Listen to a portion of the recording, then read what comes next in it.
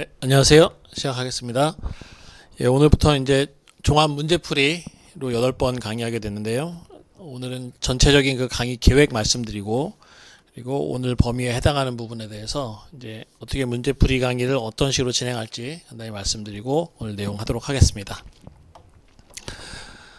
일단 우리가 그 행정법하고 개별법에서 기본 이론에 대한 걸 한번 쭉 살펴봤는데요. 거기서는 이제 해당 교과서의 진도별에 따라 가지고 그동안에 기출됐던 문제들을 한번 보면서 그 기본적인 내용을 좀 이해하는 그런 과정을 가졌다고 하면은 종합 문제 풀이하고 그 다음에 있는 그 기출 문제 풀이 그 강의는 주가 이제 문제가 되는 거죠. 문제가 돼서 기본 강의에서처럼 이제 모든 부분을 다 이제 한 번씩 짚고 넘어가는 그런 식은 아닐 것이고, 주로 종합 문제에서는 저희 계획은 일단 출제 가능한 문제를 만들거나 아니면 다른 관련 시험에서 기출됐던 문제를 약간 변형하든가 하는 식으로 해서 소개를 하고, 그래서 이제 우리가 결국에는 이제 문제 풀기 위해서 강의를 듣는 거니까 문제를 푸는데 적합하게 답안을 어떻게 작성할 수 있을지 그 자료를 제공해 드리고, 그게 이제 기본 교재에 있는 내용에서 크게 벗어나는 건 아니지만 어쨌든 답안에 좀 더 적합하게 그렇게 한번 수정을 하고, 우리 기본 교재도 이제 향후 강의를 하면서 수정해야 될 내용 같은 것을 좀 반영해 가지고 새로운 내용들을 좀 담고, 그 다음에 자료에서는 그 해당 주제에 관해서 어떤 점을 중점을 두고서 공부해야 될지에 대한 약간의 그 팁 같은 것도 추가를 해가지고 요 자료들을 모아가지고 나중에 기본서 외에 어떻게 보면 조금 중요한 부분에 대한 요약서 같은 그런 자료로 활용할 수 있도록 그렇게 해보려고 합니다. 그리고 그 문제는 대개는 제가 이제 강의하면서 강조했던 어떤 출제가 가능하다고 생각되는 부분들이 있거든요. 보면 그게 이제 어떤 경우에는 그 관련된 판례가 있는 경우도 있고, 어떤 경우에는 판례가 없지만 이렇게 된 사례에서 이런 행정법 논점을 물어보면 좋겠다는 그런 예상되는 문제들, 그런 거를 이제 사안을 구성을 해가지고 사안을 만들기도 하고, 어떤 경우에는 다른 시험들, 제가 이제 참고하는 시험은 여러 가지 이제 입법고시라든가 뭐 행정고시,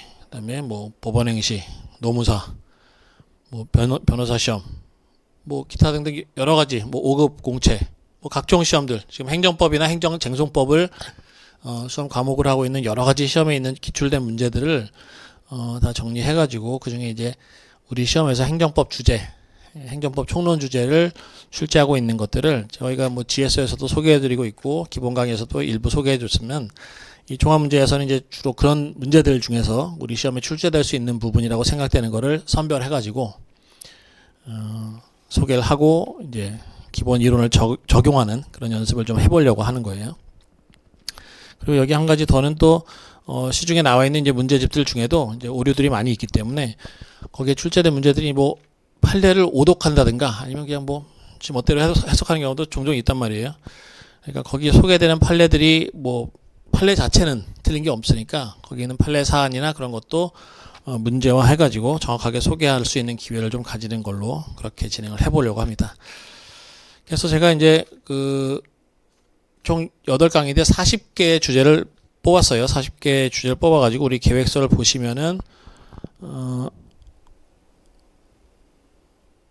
이렇게 8번이니까 뭐 많다면 많지만 짧죠. 근데 우리 보상법규에서 출제될 수 있는 문제라는 게 이제 많지 않습니다. 그냥 분량이 적어요. 보상법규는 그래서 이제 처음부터 제가 말씀드리기를 전략 과목으로 삼으실 수 있다는 거는 공부를 해보면 이제 뭐 출제할 수 있는 게 이렇게 매번 나오는 게 나온단 말이에요. 그래서 이 40가지 주제를 적었고, 이 40가지 주제에 대해서 물론 이제 관련 쟁점이라고 하는 거는 이제 우리 시험이 매번 출제되는 중요한 쟁점 같은 경우에는 그 단독으로 그것만 나오지 않잖아요. 그게 이제 기본적으로 이제 여기 있는 행정법 주제들이 보상법규, 개별법과 관련된 부분에서 이렇게 사례를 끌어다가 문제를 내는 게 기본이고, 그리고 쟁점들도 여러 가지가 이렇게 섞여서 나온단 말이에요. 2개, 3개씩 겹쳐서 나오니까 최소한 여기 나온 것들은 한 번씩 정리해서 쓸 수 있을 정도로 연습을 해보자는 거죠.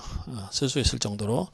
물론 이것만 하면 다 되느냐, 다 커버되느냐 하면 그렇다고 말 못하죠. 뭐 문제라는 게 출제는 우리 시험이 중요한 것만 나오지도 않고 최근에 몇 년 안에도 뭐 의외의 문제들이 출제되는 경우도 있잖아요. 그런 거는 근데 뭐 대부분의 수험생들한테 다 의외니까 그런 걸 막 쫓아다니면서 구석구석 뭐 시간을 들일 필요 없이 기본적인 것을 일단 철저히 다 준비하는 게 수험 태도로서는 그게 바람직하니까요. 여기 40가지는 40개를 맞추려고 뽑은 게 아니라 제가 한번 교과서를 처음부터 쭉 뽑다 보니 한 이 정도 주제가 나왔는데 이제 오늘 이제 첫 번째로 5가지에 대해서 나오는데 적어도 이제 우리가 8번 강의면 8주 동안에 하게 되는데 이제 중간에 뭐 추석 기간이니까 좀 더 길어지지만 여기 나온 주제들에 대해서는 뭐 전혀 몰라서는 안 되겠다는 거죠. 공부하는 입장에서는 수험생님이 어느 정도 쓸 수 있게 그리고 가능하면 잘 써야죠. 여기 있는 건 잘 써야 합격에 가까워진다 하는 것을 아시고 이 정도 뭐 어느 분이 이제 강의하시는 분 어느 분이 이제 소개를 하더라도 여기 나온 뭐 40개 정도의 주제에 대해서는 대부분 다 중요하다고 말씀하실 거예요. 그러니까 여기 있는 것에 대해서 잘 쓸 수 있도록 준비하는 연습을 하고 그리고 이것만 반복해서 말씀드리지만 이것만 하면 된다는 건 아니니까요. 이거는 당연히 잘해야 되고 거기서 이제 수험이라는 게 그렇잖아요. 남들보다 차별화돼야 될 거 아니야. 우리가 같은 강의를 듣더라도 누군지 알 쓰고 누구 못 쓰고 그런 게 다르잖아요. 그건 이제 얼마만큼 이제 수업 내용을 자기 걸로 만들고 거기서 이제 조금 더 해야죠. 조금 더 해야 1점이라도 더 받을 거 아니에요. 이게 상대평가니까 기본적인 것을 잘 쓴다 이런 목표를 가지고 최소한의 것을 이제 공부한다는 생각을 가지시면 될 것 같아요. 그래서 이번에 목표로 잡은 거는 이제 내년에 있는 감정평가사 시험에서 출제 가능한 문제를 예상 문제 쟁점을 선별해서 문제를 제공하고 정리된 자료를 제공해서 실제로 작성할 수 있는 답안 내용을 준비한다. 그러니까 이제 우리 뭐 여러 번 말씀드리지만 답안지에 쓸 수 있는 분량은 굉장히 적다는 걸 아셔요. 이제 연습을 통해 가지고 써보면 알잖아요. 이거 교과서에 있는 내용은 왜 이렇게 적나 공부할 때는 굉장히 적다고 느껴지지만 실제로 내가 써보면은 그것도 못 쓴단 말이에요. 쓰는 분량은 굉장히 적으니까 적은 분량으로 최대한 많은 내용을 담도록 써라. 그 연습을 하는 거예요. 그래서 자료로 드릴 거는 주제에 따라 가지고 뭐 분량이 많지 않게 그리고 판례도 굉장히 축약해서 판례를 알고 있구나라는 것만 알려주면 되는 거죠. 우리가 판례 이만큼 다 쓸 필요 없단 말이죠. 그 준비를 연습을 하는 것이고 그리고 이제 각종 시험에서 출제된 행정법 관련 쟁점이 감정평가 시험에서 출제된 경우가 많이 있기 때문에 다양한 기출문제 중에서 감정평가 시험 보상법규에 출제될 수 있는 문제들을 소개한다. 그러니까 이제 행정법 쟁점은 계속 같은 게 나오는 거예요. 계속 같은 게. 근데 다른 행정법 시험들에서도 중요한 거는 우리 시험에도 중요하단 말이죠. 그걸 이제 출제하시는 교수님들이 보상법규 개별법에 맞춰가지고 그런 쟁점들을 어떻게 사례화해가지고 출제를 하시니까 그러니까 인근 시험에서 반복 출제되고 있고 아니면 출제 유형이 어떤 물어보는 게 경향이 있다고 하면은 그건 이제 우리 시험에서도 곧 출제되거나 어떻게 해서든지 출제가 될 가능성이 높은 쟁점인 건 분명하단 말이죠. 그런 것들을 계속 참고해서 문제를 소개하겠다라는 말씀이고요. 시중에 출간된 문제집 중에서도 잘못된 부분이 많으니까 이거 정말 무책임한 일이거든요. 책으로까지 출판하면서 틀린 내용을 담고 있으면은 수험생들은 인생이 달린 문제인데 이거 하나 잘못 써가지고 1년을 더 해야 될 수도 있고 2년을 더 해야 될 수도 있는데 시중에 출간된 책들 중에도 이렇게 좀 봐도 제가 또 이제 보다 보면 중요한 쟁점이라 생각돼서 참고하려고 보면 터무니없게 적혀 있는 경우도 꽤 많아요. 그건 대개는 이제 정확하게 판례를 읽을 줄 모르는 거죠. 판례를 읽을 줄 모르고 정확하게 해석할 줄 모르는 기초 없이 공부한 사람들이 쓴 책이 그런 거예요. 그런 부분이 있어서 이런 건 좀 바로잡아 줘야 될 필요가 있겠다 하는 생각되는 부분들이 꽤 있어서 그런 것도 소개할 수 있으면 기회가 되면 소개를 하겠습니다. 기본적으로 이렇게 강의 계획은 마치고 오늘 할 수 있는 오늘 부분은 이제 신뢰보호의 원칙하고 재량행위 위법성 판단의 기준, 그다음에 위헌 법률에 근거한 행정행위, 그다음에 하자의 승계, 하자의 치유 5가지 들었는데요. 자료에서는 이 시험 뭐 전부 다 다루진 않았지만 어쨌든 보겠습니다. 첫 번째로 우리가 기본 교과서에 있는 내용처럼 뭐 어디 몇 회 출제되고 하는 그런 자세한 내용은 기본 교과서를 항상 참고하시는 거예요. 그걸 기초로 보시되 여기서는 이제 중점적으로 출제될 수 있는 내용을 강조해서 보는 그렇게 생각하시면 되겠습니다. 신뢰보호의 원칙은 우리 시험에서도 출제된 적이 있고요. 그리고 중요한 원칙입니다. 중요하고 이게 실무에 있어서는 실제 이제 형사 소송에서는 신뢰보호의 원칙이 뭐 인정되든 안 되든 주장하는 경우는 꽤 있어요. 행정청이 어떤 선행되는 어떤 언동이 있었다. 그걸 믿고서 내가 한 거기 때문에 이걸 거부하는 건, 이제 와서 거부하는 거는 뭐 위법하다 이런 주장을 하는 경우는 꽤 많으니까, 여기 이제 좀 관심을 가져야 될 부분을 이제 박스로 해놨는데요. 행정기본법에 있는 행정의 법원칙으로 되어 있는 게 있죠. 행정기본법, 행정기본법 규정에 평등원칙 9조, 비례원칙 10조, 성실의무의 11조, 신뢰보원칙 12조, 부당결부금지 13조. 이 몇 조에 뭐가 있는지 정도는 알아둬야 된다는 거예요. 그리고 실제 있어서 제일 중요한 건 비례원칙이라고 했죠. 우리 기본 강의할 때 비례원칙이 제일 중요하고, 재량행위는 결국에 비례원칙이니까 재량행위의 위법 여부 판단은 이따가도 나오지만, 재량행위 위법 여부는 공익과 사익의 이익 형량을 통해 가지고 판단하는 거예요. 위법성은 행정법의 각 분야가 다 비례원칙으로 적용된다고 보면 돼요. 모든 무슨 판단, 위법한지 여부의 판단에는 결국엔 이익 형량 비례원칙 가장 중요하지만, 시험에 출제하기는 뭐 출제하면 아주 쉬운 쟁점으로 누구나 쓸 수 있게 해주는 걸로 나오는 거니까, 법에 적혀 있는 그 판단, 적합성, 필요성, 상당성의 원칙이라고 하는 옛날 이론이 이제 법규화된 그 내용을 언제든지 쓸 수 있게 해야 되는 거죠. 이건 점수 주기 위해서 내는 거니까. 비례원칙을 못 쓸 사람은 없으니까요. 오히려 이제 판례에서 신뢰보호 원칙이라는 게 판례에서 요건을 딱 아주 첫째 둘째 하면서 명확하게 들고 있기 때문에 신뢰보호의 원칙, 이게 이제 시험에 출제하기는 좋은 주제가 되는 거죠. 그리고 그 각 요건마다 이제 뭐 쟁점되는 사안들이 있어요. 그 판례들을 보시면. 그런데 그래서 우리 시험과 관련해 가지고 출제될 수 있는 부분이 뭐가 있는가 하는 것 보면 좋을 것 같고, 부당결부금지 원칙도 이제 부관하고 관련해 가지고 중요한데, 우리도 뭐 행정행위의 부관에 대해서도 이제 중요한 문제로 뽑아 놨으니까 다음 시간에 보게 될 거긴 한데, 글쎄요, 이게 우리 보상법규에 있는 어떤 행정작용의 부담, 그 사업인정에 이제 부담부 사업인정, 뭐 그런 거, 그 정도죠. 그 정도 생각할 수 있는 거라 좀 제한적이에요. 그래서 여기서 하나 뽑자면 신뢰보호 원칙을 뽑은 거죠. 그래서 이제 사례하고 엮기가 쉽다는 게 뭐냐면, 사례 중에서 뭐 그냥 우리 사례 문제가 쭉 있잖아요. 결국엔 한 줄 물어보는 거지만, 이제 사실 이렇게 해서 뭐 갑이라는 사람은 신뢰보호 원칙에 위반됐다고 주장한다, 타당성을 설명하라, 뭐 이렇게 나잖아요. 문제가 그러니까 뜬금없이 신뢰보호 원칙이 되는 건지 안 되는 건지 모르겠지만, 사실관계에다가 신뢰보호 원칙에 쓸 수 있는 여러 가지 사실관계들을 조각조각 주고, 문제에 가서는 갑은 이게 신뢰보호 원칙 위반해서 위법하다고 주장하는데 타당성을 설명하라, 뭐 이렇게 나니까 문제가 이거 하고, 그 다음에 이제 신뢰보호 원칙도 이제 여러 차례 나왔기 때문에 좀 심화된 문제로서는 그 한계 문제 있잖아요. 법률 적합성과의 한계 문제.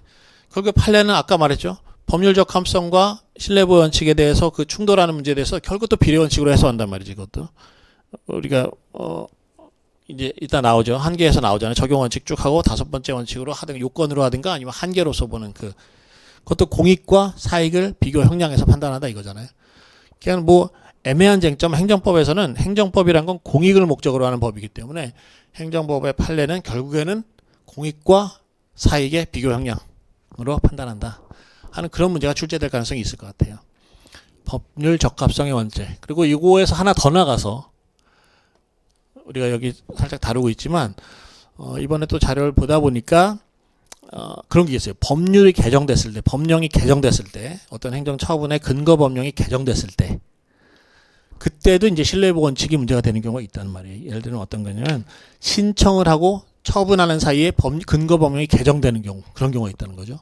신청과 처분 사이에 법령 개정으로 해서 요건이 강화됐다든가, 공익 목적으로 이제 법령 개정이 돼서, 그럴 때 어떻게 하느냐? 그럼 이제 신청할 당시에는 예를 들어서 완화된 요건에 따라 가지고 신청을 했는데, 처분청에서는 심사 요건을 심사하던 중에 법령이 개정돼 가지고, 물론 이제 개정된 법률에 경과 규정이 없다는 전제로, 경과 규정이 있으면 뭐 언제 걸 적용하라는 게 이제 교통정리가 되니까 문제 없는데, 경과 규정이 없다고 하면 이제 그거 있잖아요. 우리 처분의 위법 여부, 오늘 또 나오지만 처분의 위법 여부 판단, 재량행위 위법 여부 판단한 처분의 위법 여부 판단의 기준 시점은 처분시잖아요. 처분시 사실관계하고 법령을 기준으로 판단한다는 게 대원칙이고, 그건 끝까지 관철되는 얘기예요. 원칙적으로 그렇고. 그러니까 이제 처분청 입장에서는 신청이 언제 들어왔든 간에 처분을 하는 처분시에 개정된 법률에 따라 가지고 그 요건이 충족된지 여부를 심사하고 처분을 해야 될 것인데, 그때 이제 그래가지고 예를 들어 완화된 요건으로 신청을 했는데 강화된 요건으로 법률이 개정된 걸 기초로 해서 거부 처분이나 기각하는 뭐 거부하는 불이익 처분이 나왔다 하면 그럼 이제 그 당사자가 개정 전 법률을 적용해 달라고 하면서 드는 근거가 이제 신뢰보호 원칙이다 이런 얘기를 할 수 있다는 거죠. 난 예전 법이 적용될 줄 알고 개정 전 법률에 필요한 요건을 다 갖춰가지고 신청했는데 왜 그 사이에 갑자기 법을 바꿔가지고 나한테 불이익한 처분을 하느냐, 신뢰보호 원칙에 따라서 위법하다 이런 주장을 한다는 거죠. 그런 쟁점의 사안이 거기서 이제 신뢰보호 원칙이 나오는 거죠. 그게 결국에는 생각해 보시면 법률 적합성하고의 충돌 문제예요. 법률 적합성이란 건 이제 처분시의 법률을 기준으로 한다는 거니까 처분시의 행정청 입장에서는 처분시 법률을 가지고서 처분을 했는데 그게 법률 적합한 처분이 되는 거죠. 그럼 이제 종전에 있던 법률이라는 게 법률이 존속할 것이라는 그 신뢰, 그게 보호 가치가 있느냐를 비례 원칙에 따라 판단해 가지고 하는 거예요. 그러니까 그 비례 원칙에 따라 가지고 신뢰 보호 가치가 있다고 인정한 경우도 있고 그렇지 않기 때문에 신법을 적용해야 된다는 경우도 있고 하니까요. 그거 출제될 가능성이 있죠. 그런 문제에서 이제 신뢰보호 원칙이 조금 심화 확장된 문제니까 신뢰보호 원칙은 단순하게 그 요건 네 가지에다 하는 게 아니라 그 법률 적합성의 원칙하고의 충돌 문제라고 하는 그 한계 상황이 실제 문제로 나올 수 있다는 거. 그게 이제 드러날 수 있는 게 이제 법령 개정.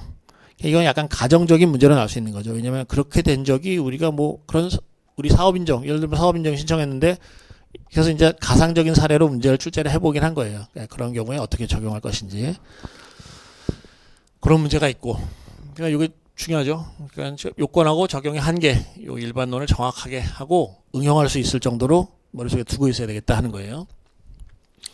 그리고 이제 이게 우리 첫 시간에 행정법 첫 시간에 강조했던 내용이지만 결국엔 이 신뢰보호 원칙이 뭐냐 뜬금없이 갑자기 그리고 우리 행정법 교과서 보면 뭐 이렇게 막 어렵게 돼 있다가 행정법의 법원 해서 성문법원 불문법원에서 불문법원 이 법의 일반 원리 해가지고 뭐 비례원칙 평등원칙 어쩌고 하는 거란 말이죠. 그게 왜 나오냐는 거죠. 그거를 그렇게 막 숨겨놓으면은 그 큰 틀을 좀 봐야 되니까 큰 틀을 어떻게 보냐면 이거는 항상 보라는 거죠. 법치행정의 원칙, 법치행정, 행정도 법에 따라야 한다는 원칙이에요. 그러니까 법치행정에 대해서도 교과서에서 많이 쓰고 있죠. 뭐 역사적 의미, 뭐 시민적 어쩌고 하는데 그거 뭐 차치하고 우리가 그것까지 알 필요는 없고 그건 학문적인 논의고 법치행정이란 거 행정도 법에 따라야 한다는 거잖아요. 법치의 반대가 인치잖아, 인치. 그러니까 사람 마음대로 군주가 마음대로 하던 거를 의회가 제정한 법에 따라서 행정도 이루어져야 된다. 법치행정. 그 정도 상식적인 수준으로 이해를 하고 법치행정의 원리 당연히 우리 법에서도 근대 이후에 우리 헌법에서도 법치행정 원리 당연히 지켜져야 되겠지. 법치행정의 원칙의 내용이 뭐냐 하는 거 보면 행정에 대한 법의 지배와 행정구제제도의 확립 이걸 가장 큰 특징으로 하고 있다는 거예요. 이게 필수적이라는 거지. 행정에 대한 법의 지배, 그 다음에 행정구제제도의 확립 있어야 되겠다 하는 것이고 행정에 대한 법의 지배를 법규 창조력, 법률 우위, 법률 유보 원칙 세 가지로 본다는 거죠. 물론 저것도 이제 완전 다 일치된 견해는 아니더라고요. 뭐 교수님에 따라 가지고는 법률의 법규 창조력이라는 게 이제 의미가 없다라고 보는 분도 있어요. 어찌됐든 전통적인 견해를 따라서 세 가지. 거기에서 이제 뭐 법률의 법규 창조력이라는 건 법규라는 것, 대외적 구속력을 가지는 법규는 법률에 의해서만 할 수 있다라고 하는 의미가 있다는 것이고 법률 우위, 법률 유보, 법률 우위는 근거. 법률 유보는 근거 규정이 있어야 된다는 거죠. 법률에 근거가 있어야 된다는 거고 법률 우위는 법에 위반하면 안 된다는 거예요. 법률 우위 또는 법 우위라고도 하죠. 법률이라고 하면 형식적 의미의 법률이라고 한정되어 생각할 수 있기 때문에 꼭 법률이 아니라 여기서 말하는 법률이라고 하는 게 여기서는 법이다. 법에 위반하면 안 된다. 뭐 당연한 말 같죠. 법에 위반하면 안 되고 법에 근거가 있어야 된다라고 하는 게 이제 행정에 대한 법의 지배의 내용인데 그럼 법 우위라고 할 때 그 우위에 서게 되는 법의 내용으로서 신뢰보호 원칙이 들어간다는 거예요. 그 법이라는 것이 이제 교과서에서 말하는 법원이 되는 거지. 법원. 성문법은 당연한 거고 법률로 돼 있으니까 형식적 의미의 법률로 다 돼 있으니까 법률에다가 불문법 내지는 일반 원리라고 볼 수 있는 것들이 물론 이제 행정기본법의 명문화됨으로써 이제 일반 원리라는 제목으로 이제 들어가긴 했지만 그런 것들이 거기에 하나로서 들어간 게 신뢰보호 원칙이 여기 있는 것들이 다 마찬가지로 여기에 들어간다는 거죠. 법률 우위의 원칙에 있는 우위에 서는 행정보다 우위에 선다고 하는 법의 내용의 하나로서 들어가는 게 신뢰보호 원칙이다. 그래서 신뢰보호 원칙이 어디에 박혀 있는 건지 그 위치를 한번 보시라고 저거 표시한 거예요. 그쵸? 그러니까 법률 우위의 원칙과 관련한 행정의 법 원칙의 하나라는 체계적 지위를 가진다라는 거를 뭐 자세하게 써야 될 일이 있으면 저런 걸 가지고 있다가 쓸 수 있잖아요. 재료로 가지고 있으라는 거예요. 상식적으로. 그러면은 이제 됐고. 그래서 이제 오늘 첫 번째인 신뢰보호 원칙에 대해서 보면 이 내용이 뭐 새로운 건 없죠. 의의는 개인의 행정청의 언동에 신뢰를 가지고 행위한 경우에 신뢰가 보호 가치가 있으면 보호되어야 된다. 가장 중요한 게 이제 법원에서도 신뢰보호 원칙을 적용할 건지가 가장 관건이 되는 건 결국엔 이 보호 가치 있는 신뢰냐 하는 거예요. 신뢰가 보호 가치가 있느냐. 신뢰가 보호 가치 있느냐. 믿는 건 자유잖아요. 그러니까 뭐 행정청의 상대방으로서의 당사자가 행정청의 어떤 행위라든가 뭐 언동이라고 돼 있죠. 언동. 뭐 말이 됐든 아니면 의사표시가 됐든 아니면 뭘 보고서 어떤 행동을 보고서 신뢰를 가지는 건 자유인데 그 신뢰가 보호 가치가 있으면 보호한다. 뭐 동어 반복 같긴 하지만 보호 가치 있는지 여부를 판단하는 게 이제 신뢰보호 원칙에 적용되는지 여부를 결정하는 그 한 가지 기준이라면 그거라는 거죠. 법적 성질은 이거 저것에 온 거예요. 법의 행정에 대한 법의 집의 우위 원칙, 법 위반 여부의 기준으로서의 행정의 법 원칙의 하나다. 13조. 그리고 이론적 근거로서는 신의칙과 법적 안정성설 있고 법적 근거로서는 행정기본법에 규정돼 있고 절차법에도 규정돼 있다. 요거. 그다음에 적용 요건으로서는 행정청의 공적인 견해 표명, 무슨 언동이 있어야 된다. 성립된 언동이 되는 공적인 견해 표명. 그다음에 저게 이제 그러니까는 뭐 우리가 흔히 말하는 의사표시라는 것보다 더 넓게 정의하기 위해서 견해 표명이라고 본 것 같아요. 그다음에 개인의 귀책 사유 없는 신뢰, 이게 보호 가치가 있는 신뢰가 있어야 된다 하는 것으로 중요한 부분이죠. 귀책 사유가 있느냐 없느냐 하는 것. 그다음에 개인의 신뢰에 상하는 행위가 있어야 되고. 행정청의 견해 표명에 반하는 처분에 의한 개인의 이익 침해. 그러니까 이게 결국에 요때 요거하고 견해 표명, 공적인 견해 표명하고 요거에 반하는 처분이 있어야 된다는 거잖아요. 그러니까 둘 중에 하나는 대개는 그러니까 처음에 했던 공적 견해 표명이 뭔가 오류가 있는 견해 표명일 가능성이 높은 거죠. 그래야 이제 신뢰보호 원칙이 문제가 되는 거지. 그렇죠? 만약에 이게 적법한데 그거에 반하는 처분이 있다면 그냥 그 자체로 이게 위법한 처분이 될 가능성이 높은 거잖아요. 첫 번째 게 제대로 된 처분이었다고 하면. 근데 처음에 했던 공적 견해 표명이 뭔가 법률 적합성을 따져봤을 때는 잘못된 것이었는데 그 사이에 그 상대방인 당사자가 거기에 신뢰를 가지고 어떤 이익을 했기 때문에 사후에 예전에 했던 견해 표명과 다른 적법한 행위를 하려고 하는데 그대로 관철하면 믿은 신뢰에 따른 어떤 이익이 침해된다. 그런 상황인 거예요. 그래서 아까 말한 것처럼 법률 개정, 이 뒤에 또 나오죠. 법령의 변경과 이것도 그거는 약간 여기 적용해서 보면 이 요건을 하나하나 따지기보다는 기존에 이제 개정 전 법이 있는 거예요. 개정 전 법이 있고 개정 전 법령이 있고 그러면 개정 전 법령이 있다는 것, 이것도 이제 뭐 견해 표명이라면 견해 표명이라고 볼 수 있는 거예요. 입법. 근데 거기에 따라 가지고 귀책 사유 없는 신뢰, 뭐 법령을 신뢰하는 게 무슨 귀책 사유가 있기가 어렵죠. 그다음에 신뢰 상하는 행위가 있다. 그러니까 우리가 이제 뒤에 볼 사례지만 개정 전 법률에 따라 가지고 어떤 신청을 한다. 이런 거 상정할 수 있죠. 근데 그 사이에 법이 개정돼 가지고 개정이 돼서 이 처분은 이 개정법에 맞춰가지고 처분을 하게 되면 개정 전 법령의 내용하고 개정 전 법 요게 따른 신청이 있는데 요 행위로서 신청을 했다는 거죠. 신청을 했을 때 신청은 개정 전 법령에 기초한 신청을 했는데 그 사이에 법률이 개정돼 가지고 처분을 할 당시에는 그 신청으로서는 뭐 원하는 답을 얻을 수 없는 신청이 돼버리는 경우가 있을 수 있을 거란 말이죠. 그랬을 때 이제 신뢰보호 원칙이 나올 수 있다는 거죠. 여기 요건이고, 그다음 한계에 대해서는 그러니까 적용의 한계가 문제될 수 있는 그 상황을 정확하게 이해하고 문제가 나왔을 때 그걸 쓸 수 있어야 된다는 거 강조하고 싶은 거예요. 한계라는 게 뭐냐? 법률 적합성 위설하고 비교 형용설 있잖아요. 그러니까는 법률 적합성 위설이라는 건 요 반하는 처분, 요게 이제 법률 적합한 처분이 되는 거죠. 요 뒤에 게. 여기서도 마찬가지. 개정법을 적용하는 게 법률 적합한 처분이지. 법률 적합한 처분. 법률 적합한 처분. 우의설이라는 거는 법률 적합한 처분이 되기만 하면 위에 예전에 견해 표명이 잘못됐건 말건 그거는 상관없이 적법하다는 거예요. 이거 그냥 그대로. 근데 비교 형량설은 법적 안정성과 법률 적합성을 비교 형량해야 된다. 비교 형량 결국 비례 원칙이잖아요. 비례 원칙이란 건 이익을 비교하는 거야. 이익을 비교한다. 말은 쉽지만 이익이라는 게 뭐 추상적인데 그냥 여러 가지 사정을 봤을 때 어떤 게 더 맞다고 결국에 판단 문제니까 재판이라는 건 결국에 가치의 판단 문제니까 거기까지 기준을 제시할 수 있다는 거지. 판례도 보면은 이제 일반의 경우 이거 나눠서 여기 자료로 드리는 것 이걸 답안에 다 쓰라는 게 아니라 이런 문제로 나오면 이걸 쓰고 이런 문제가 나오면 이걸 쓰라는 거예요. 그런 식으로. 처분의 일반 견해 표명하자 정정에 따른 공익 또는 제3자의 정당한 이익을 현저히 침해할 우려가 없어야 하고 개인의 불이익과 관련 공익, 제3자 이익, 관련 법령의 위반 정도를 비교 교량하여 개인의 이익을 희생시켜도 부득이하다고 인정되는 경우에 뭐 이익, 관련 이익을 비교 교량해서 개인의 이익을 희생하더라도 희생시켜도 부득이하다 인정되는 경우에는 바로잡을 수 있다. 바로잡을 수 있다는 게 견해 표명에 반하는 처분을 해도 적법하다 이 말이죠. 그리고 법령 변경과 관련해서는 처분 등의 위법 여부는 처분 당시 법령과 사실상태 기준으로 판단한다. 이거 대원칙이죠.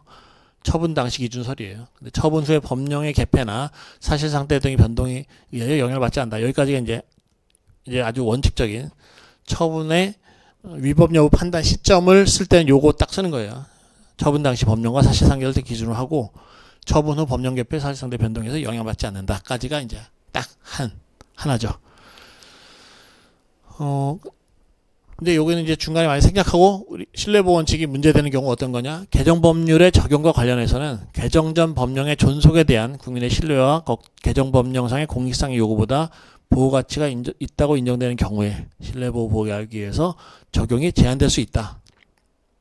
이게 이제 신뢰보호 원칙이 적용된 거예요. 법령 개정과 관련해서 개정 전의 법령의 존속에 대해서 국민의 신뢰 요구하고 뭘 비교하냐면 개정 법령상의 공익상의 요구 요걸 비교한다는 것이. 이걸 비교 형량해서 저 신뢰가 더 보호 가치가 있다고 인정되면 그러면은 신뢰 보호하기 위해서 개정 법률의 적용을 제한할 수 있다.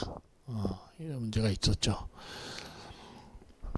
위반할까 신뢰보호 원칙 위반하면 아까 본 것처럼 법 일반 원칙은 법률 우위, 법 우위의 원칙에서의 법에 해당하기 때문에 거기 위반하는 것은 그 행정작용은 위법하다 이런 판단을 받게 된다는 거죠. 이게 신뢰보호의 원칙 오늘 첫 번째 요 자료니까 요거 한번 보시고 그 관련된 문제를 한번 보겠습니다. 자료 25대 2번 보죠.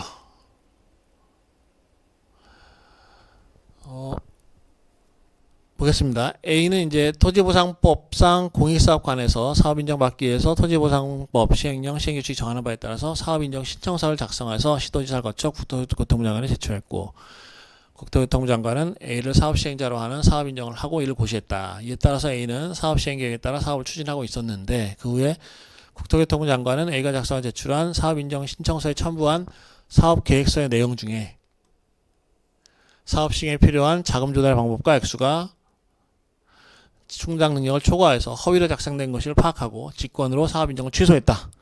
사업 인정을 했다가 취소한 그런 사례인 거예요. 이에 얘는 국토교통부 장관의 사업 인정 취소가 신뢰보호 원칙에 위배하여 위법한 것이라는 이유로 소송을 제기했다. 이렇게 이런 식으로 출제된다는 거죠. 신뢰보호 원칙 위반했다고 주장한다.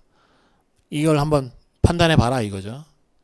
근데 이제 문제에서 볼 수 있는 거는 뭐 지금 잘못한 게 있는 거잖아요. 뭐 허위 작성한 게 있잖아요. 허위로 작성된 것이다. 그러니까 이렇게 방향을 줘야 돼요. 왜냐면 뭐 다양한 자료를 주고서 그냥 그걸 판단해라 하는 거는 뭐 시간상 할 수 없는 문제니까 답을 주는 거죠. 사실 힌트를 주는 거지. 얘한테 규칙 사유가 있다는 걸 벌써 알려주고 있잖아요. 그러니까 뭐 답안에 써야 될 내용은 사업 인정과 사업 인정 취소.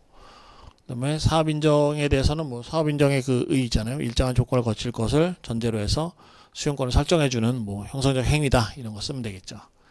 사업 인정 취소는 행정청은 위법 또는 부당한 처분의 전부나 일부를 소급하여 취소할 수 있다. 다만 당사자의 신뢰를 보호할 가치가 있는 등 정당한 사유가 있는 경우에는 장래를 향해 취소할 수 있다. 행정기본법에 이렇게 되어 있단 말이에요. 이 규정을 쓰는 게 중요하겠죠. 그러니까는 직권 취소와도 이제 신뢰보호 원칙이 적용되는데 직권 취소할 수 있다. 수익적 행정 처분을 했을 때 그걸 직권 취소하는 경우에는 당사자한테 불이익하니까 그게 뭐 뜻밖의 불이익을 주게 되니까 신뢰보호 원칙이 적용될 만한 건데 법에 규정까지 돼 있단 말이에요. 18조 1항. 소급하여 취소할 수 있다. 직권 취소 소급해서 할 수 있죠. 위법 부당한 처분을 하면 직권으로 취소할 수 있죠. 그래가지고 우리 나왔던 게 뭐예요? 그 개별 공시지가 정정이 있었잖아요. 최근에 봤던 개별 공시지가 정정. 그게 이제 표현상의 오류 정정하는 거, 내용상의 오류 정정하는 게 있었잖아요. 표현상의 정정은 그냥 사실행위를 고쳐 쓰는 거예요. 사실행위인데 처분이 아니라는 거죠. 내용상의 정정은 뭐라 해서 취소 플러스 새로운 결정이죠. 이 취소가 이 취소를 말하는 거예요. 위법 또는 부당한 처분의 전부나 일부 소급하여 취소한다. 개별 공시지가 결정이 잘못됐다. 나중에 보니까 뭐 비교표준지를 잘못 선정했다든가 토지가격표준법을 잘못 적용해가지고 내용상에 하자가 있다는 걸 발견하면 지체 없이 뭐 심의를 거쳐가지고 정정 고시하게 돼 있잖아요. 그 정정의 의미가 판례도 그렇고 내용상 정정은 내용상 하자에서 정정하는 경우에는 단순히 위산이나 오기가 있을 때 사실행위로서 정정한 것과는 달리 기존에 있던 개별 공시 결정을 취소하고 새로 결정하는 것과 같다 이렇게 판례가 있잖아요. 여기서 취소가 이 직권 취소란 말이지. 소급하여 취소하는 것. 이제 일반론으로 이제 행정기본법에 직권 취소에 관해서 이렇게 위법 부당하면 소급하여서 직권 취소할 수 있다. 그렇지만 다만 단서에서 신뢰를 보호할 가치가 있는 등 정당한 사유가 있는 경우엔 장래를 향해서 취소할 수 있다.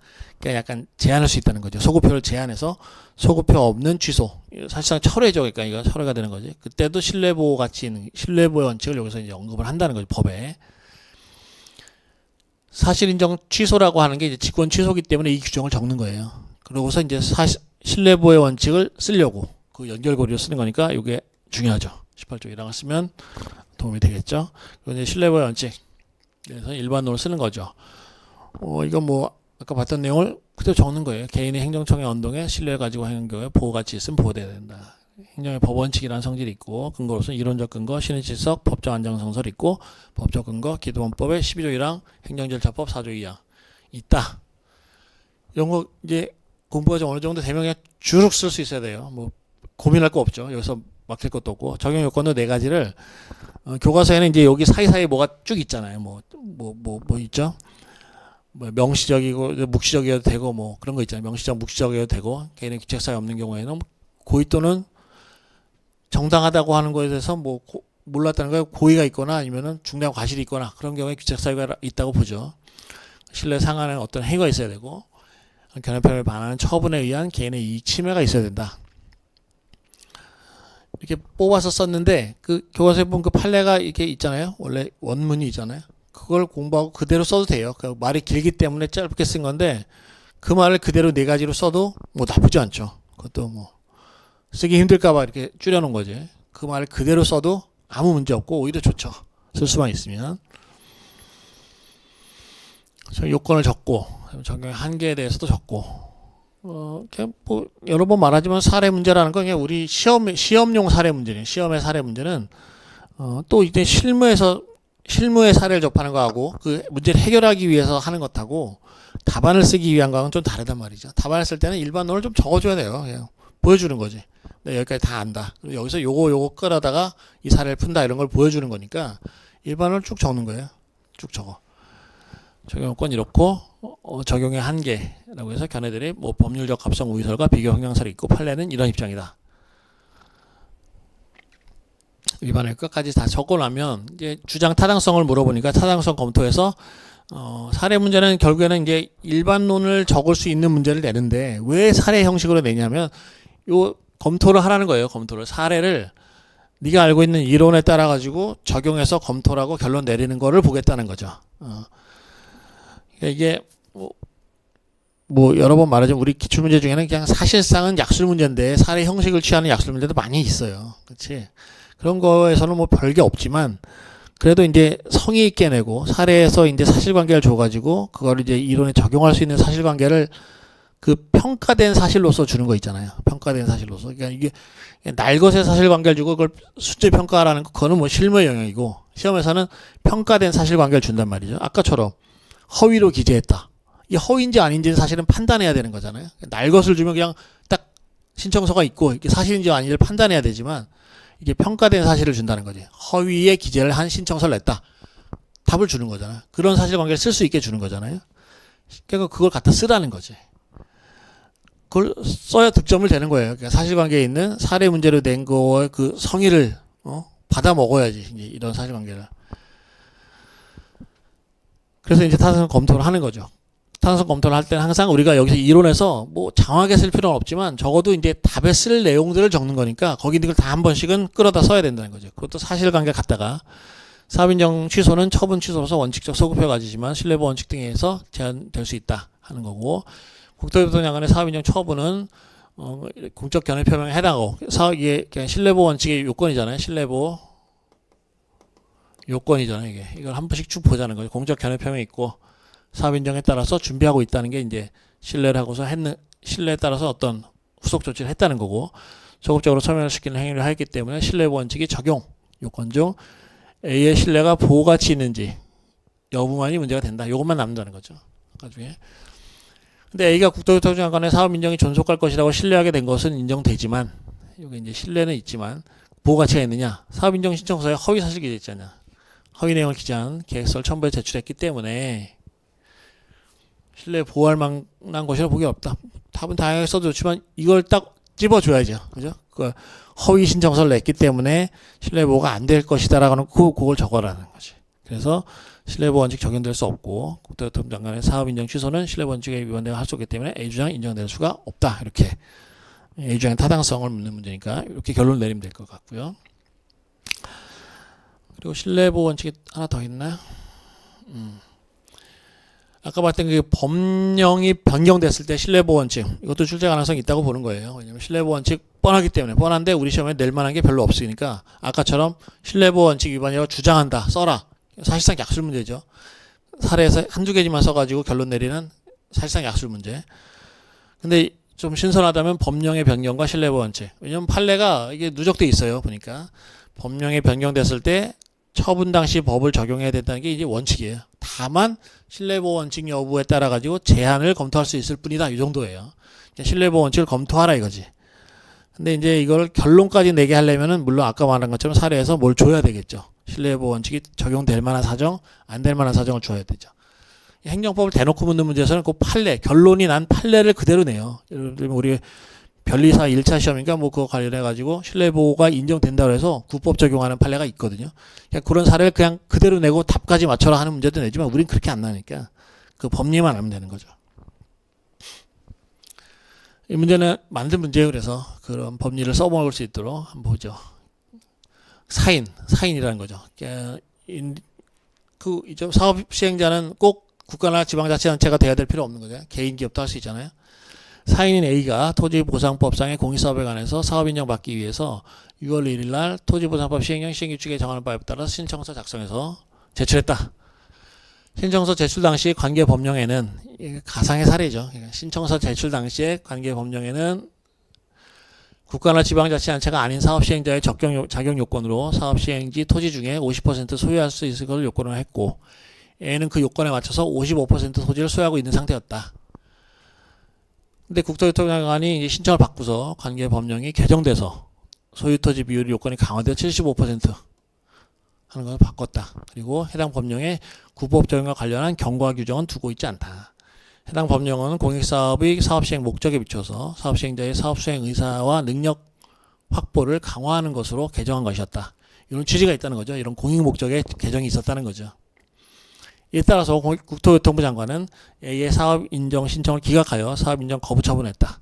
이에 A는 국토교통부 장관의 사업 인정 거부 처분 취소성을 제기하면서 신청 후 처분 전 법령이 개정된 경우에는 신뢰보호 원칙에 따라서 개정 전 규정이 적용되어야 한다고 주장한다. 타당성을 검토하라. 만든 문제예요. 이게 처분의 위법 여부의 판단 시점. 그러니까 여기서 뭐 이거는 그러니까 여기 이제 답안으로 드리는 거는 뭐 예시 답안도 아니에요. 형식은 좀 갖추지 않은 거예요. 그러니까 알맹이만 말하는 거예요. 알맹이 써야 될 내용에 대해서 그 형식을 갖춰가지고 하는 거는 이제 연습할 몫이고, 여기서 써야 되는 건 그거죠. 처분의 위법 여부 판단 시점. 처분의 위법 여부 판단 시점이라는 게 결국에는 바꿔 생각하면 우리는 걔가 이제 행정청의 상대방인 당사자 입장에서 보는 거죠. 처분이 나한테 한 처분이 위법하다고 하려면 언제적 법을 적용했어야 되느냐 하는 문제지만 반대로 이제 행정청의 입장에서 생각하면 행정청이 어떤 행정 작용을 할 때 적용해야 될 법령은 언제적 법령을 적용해야 되느냐라는 문제라는 거지. 처분 당시의 법령을 적용해야 되고 위법 여부도 처분할 당시에 법령 위반했는지를 판단해야 된다는 거죠. 그냥 앞뒤면이에요. 왜냐면 교과서에서도 적용돼야 되는 법의 기준, 언제 개정 전후가 있을 때 행정청이 행정작용할 때 행정에 적용돼야 될 법의 시점 뭐 이런 걸 이렇게 한단 말이에요. 그게 결국에는 위법 여부 판단 시점과 똑같단 말이죠. 위법 또는 적법 여부. 위법 여부라는 게 뭐예요? 말 뒤집으면 적법 여부잖아요. 적법한지 아닌지, 위법한지 아닌지, 이게 위법한지 적법한지. 그렇죠? 그냥 행정작용이 적법하려면 언제적 법을 적용해야 되느냐. 그 문제란 말이죠. 위법 여부 판단 시점이라고 우리 책에 나오잖아요. 교과서에 있잖아요. 그 처분의 위법 사유, 위법 여부 판단에 뭐 취소 무효할 때. 거기 이제 처분 등 위법 여부는 처분 당시 법령과 사실상태 기준으로 판단하고 처분의 법령의 개표나 사실상태 변동에 의해 영향을 받지 않는다. 이걸 외워야죠. 무조건. 이 자료에 있는 판례들은 다 외워야 돼요. 근데 이건 그대로 외워야지.